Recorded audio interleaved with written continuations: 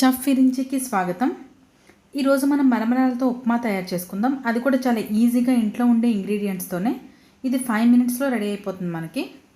ముందుగా వీటికి కావాల్సిన ఇంగ్రీడియంట్స్ మరమరాలు,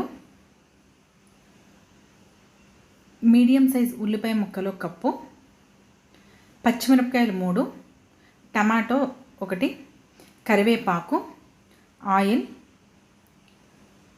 ఉప్పు, కారం, పసుపు, అల్లం వెల్లుల్లిపాయ పేస్ట్.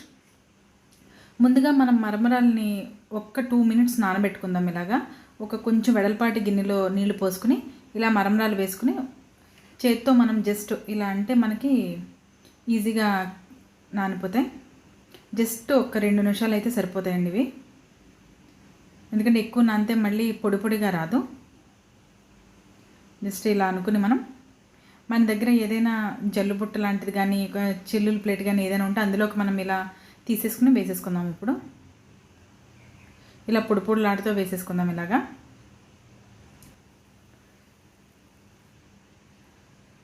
ఇలా పొడి పొడిలాడుతూ వస్తాయండి ఇవి. జస్ట్ 2 నిమిషాలు అయితే. ఇవి 1/2 కేజీ. స్టవ్ మీద ఆయిల్ పెట్టుకుందాం. 3 టేబుల్ స్పూన్లు ఆయిల్ వేసుకుని పోపు దినుసులు వేసుకుని తర్వాత కరివేపాకు,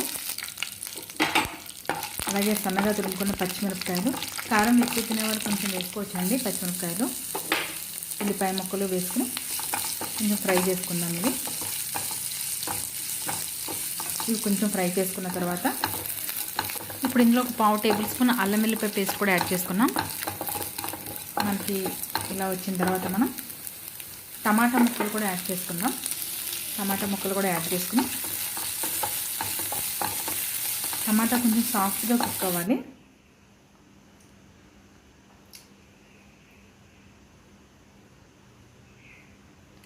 ఇలా కొంచెం అయిన తర్వాత మనం 3 to 4 మినిట్స్ మనం మూత పెట్టుకుందాం దీనిపైన ఇలాగా.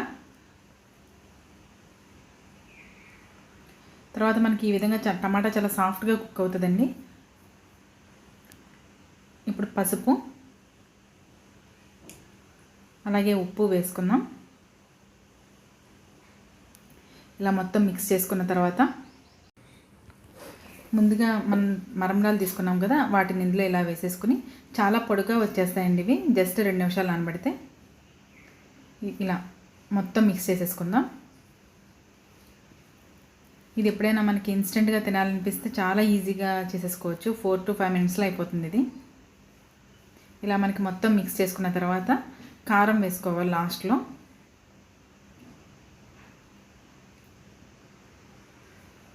ఇలా మొత్తం మిక్స్ చేసుకున్న తర్వాత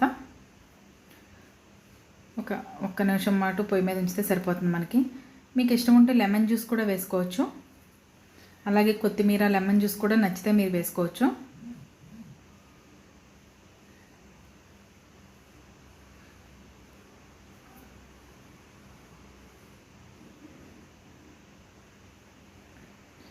ఇప్పుడు స్టవ్ ఆఫ్ చేసేసి మనం సర్వ్ చేసేసుకోవచ్చు. అంతే, చాలా ఈజీగా రెడీ అయిపోద్దండి ఇది. మనకి చాలా కారం కారంగా, పుల్ల పుల్లగా, ఉప్పుగా చాలా బాగుంటుంది ఇది. పిల్లలకైతే ఇంకా బాగా నచ్చుతుంది. మీరు కూడా ఒకసారి ట్రై చేయండి.